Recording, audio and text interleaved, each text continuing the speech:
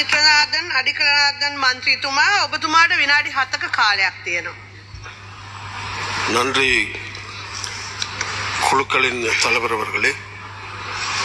இன்றைய தினம் பயங்கரவாத தடை சட்டம் நீடிக்கின்ற விவாதத்திலே சில கருத்துக்களை சொல்லலாம் என்று விளைகிறேன்.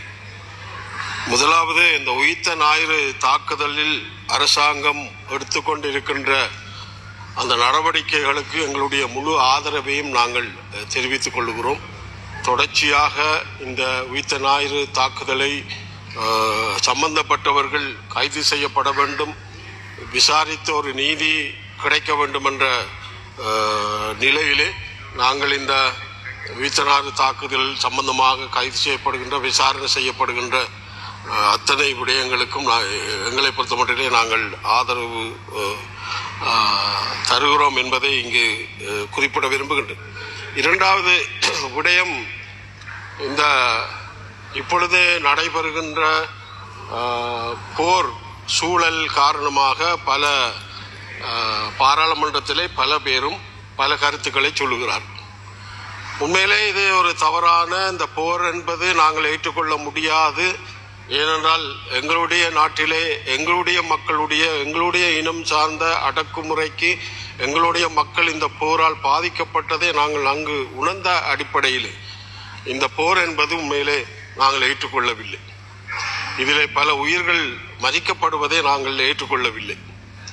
இருந்தாலும் என்னை பொறுத்தமட்டிலே இந்த போர் சம்பந்தமாக குரல் கொடுக்கின்ற எங்களவர்கள், அது யாராயிருந்தாலும் சரி, அவர்களுடைய அந்த எண்ணக்கருவை பார்க்கின்ற போது இந்த போர் சம்பந்தமாக மிக ஒரு உச்சகட்டமான கருத்துக்களை சொல்லி வருகிறார்கள், குத்தி முறிகிறார்கள் என்று தமிழிலே சொல்லலாம். ஆனால் எங்களுடைய இனம் சார்ந்த போராட்டத்திலே நியாயத்தை கதைப்பதற்கு இந்த நாட்டிலே யாரும் இருக்கவில்லை என்ற கவலையை நான் இங்கு பதிவு செய்கின்றேன். இப்பொழுது பேசுகிறவர்கள் எல்லாம், போராட்டம் நடத்துபவர்கள் எல்லாம் எங்களுடைய இனம் சார்ந்த உரிமை சார்ந்த பிரச்சனைகளை அது நியாயமானது என்று சொல்வதற்கு யாரும் இந்த நாடாளுமன்றத்திலே முன்வரவில்லை என்பதை நான் இங்கே எங்களுடைய இனம் சார்ந்த, என்னுடைய அடக்குமுறைக்குள் இறந்து போன அடக்குமுறைக்குள் என்னுடைய இனம் சார்ந்த அந்த போரை நாங்கள் நடத்துகின்ற போது அந்த போர் தவறானது, அந்த இனத்தின் பிரச்சனை என்பது தீர்க்கப்பட வேண்டும் என்று சொல்லுகின்ற வகையிலே இங்கு யாருமே குரல் கொடுக்கவில்லை என்பதை நான் இந்த உயர்ந்த சபையிலே எனது பதிவை நான் வைத்துக் கொள்ள விரும்புகின்றேன்.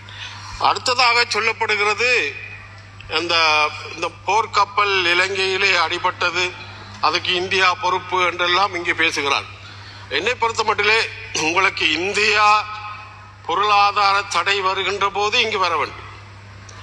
இந்த இயற்கை அனர்த்தத்திலே முதல் முறையாக கால் பதித்தது இந்தியா, அது வர வேண்டும். ஆனால் ஒரு சினேகபூர்வமான போர்க்கப்பல், ஒரு இந்தியாவிலே நடந்த அந்த சினேகபூர்வமான பயிற்சியிலே அவர்கள் அந்த காலம் கடந்து அவர்கள் இங்கே வந்து இலங்கை அரசிடம் இங்கு தங்க வேண்டும் என்று கேட்டதாக அறிகின்ற போது ஏன் இந்தியாவை குறை சொல்லுகின்ற ஒரு நிலையை நீங்கள் கொள்ளுகிறீர்கள் என்பது எனக்கு தெரியவில்லை. என்னை பொறுத்த மட்டிலே இந்த விடயத்திலே இந்தியாவை நீங்கள் குற்றம் சாட்ட கூடாது, இயலாது. அது சரியான தவறான ஒரு விடயம் என்பதை நான் இங்கு சொல்லிக்கொள்ள விரும்புகின்றேன். உண்மையிலே குழுக்களின் பிரதி தவிசாளர் அவர்களே, இந்த பயங்கரவாத தடை சட்டம் என்பது எங்களுடைய மக்கள் சுமந்த அந்த வலி சுமந்த நாட்களை இப்பொழுதும் நாங்கள் இந்த பயங்கரவாத தடை சட்டத்தினூடாக, ஏன் ஆயுதம் எடுத்து போராடிய ஜேவிபி கூட இந்த பயங்கரவாத தடை சட்டத்தை சந்தித்தது, பல பேர் படுகொலை செய்யப்பட்டார். இப்பொழுதும் எங்களுடைய இனம் சார்ந்த போராட்டங்களை அடக்குவதற்காகத்தான் இந்த பயங்கரவாத தடை சட்டம் மீண்டும் நீடிக்கப்படுகிறார் என்று சந்தேகம் வருகிறது. ஒரு சமூகம் தன்னுடைய பிரச்சனையை போராட்டத்தின் ஊடாக கொண்டு வருகின்ற போது, அந்த பிரச்சனை நியாயமாக இருக்கின்ற போது, அந்த போராட்டம் நடைபெறக்கூடாது என்பதற்காகத்தானா இந்த பயங்கரவாத தடை சட்டம் நீடிக்கப்படுகிறது. இதில் சொல்லப்படுகிறது இந்த இப்பொழுது இருக்கிற நாட்டின் சூழல் காரணமாக பெட்ரோல் இல்லை, கியூ நிற்கிறது, இப்படியான நன்றி,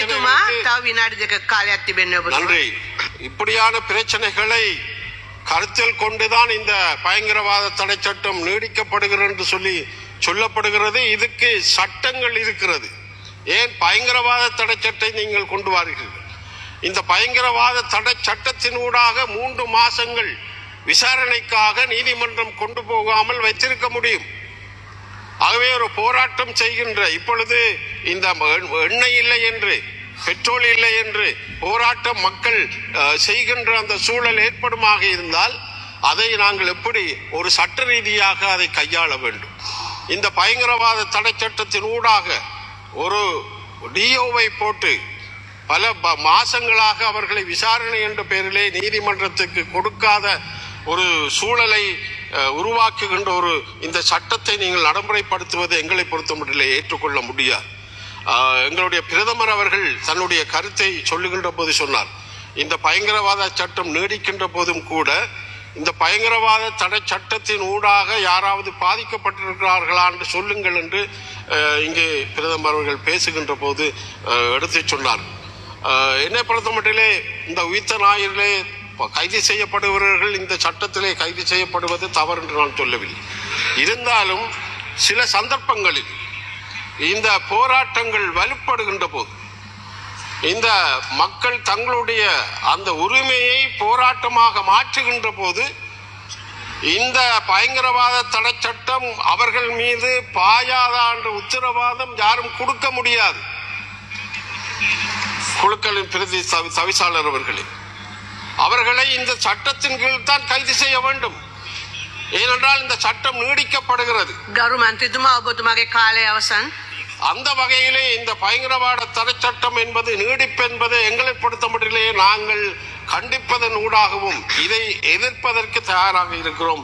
ஏனென்றால் இந்த பயங்கரவாத தடை சட்டத்தின் ஊடாக இன்றைக்கும் வலி சுமந்து கொண்டு இருக்கிற எங்களுடைய இனத்தின் சார்பாக நாங்கள் சொல்லுகிறோம், இந்த பயங்கரவாத தடை சட்டம் ஒழிக்கப்பட வேண்டும், நீடிக்கப்படக்கூடாது, இது இல்லாதொழிக்கப்பட வேண்டும் என்று கையெழுத்து விட்டு எங்கள் மக்கள் செய்து அனுப்பி இருக்கிறார்கள். அந்த வகையிலே இந்த பயங்கரவாத சட்டம் இல்லாதொழிக்கப்பட வேண்டும் என்ற அந்த கோரிக்கையை முன்வைத்து விடைபெறுகிறேன். நன்றி, வணக்கம்.